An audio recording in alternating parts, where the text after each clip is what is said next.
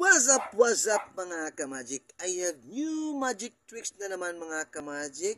Then, ang gagawin natin mga ka-magic, ang effect nito, itong 1 peso mga ka-magic ay papasok dito sa cover ng ballpen. Just watch and learn. After I perform, ituturo ko tutorial nito mga ka-magic kung paano ang gimmick. Just watch. Coins ilagay dyan, close ang palm, ballpen, then watch mga ka-magic. Hampasin na natin ang ating kamay. And 1, 2, 3. Oh.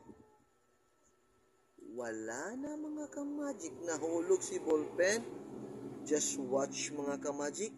Yan na si coins in 1, 2, 3. Yun mga ka-magic.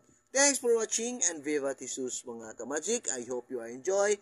Ang tutorial nito mga ka-magic is like this.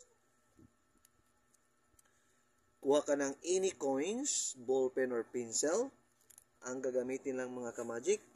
Then, left-handed ka man o right-handed. Depende na sa iyo kung saan ka komportable. Then, pag close up pa mga ka-magic is like that. Then, pag ganun mga ka-magic, ang coins is i-move mo ganyan. Pag ganun, tapos i-move. Yan. Boom. Hanggang dyan ng mga ka-magic. Yun ang nangyari mga ka-magic.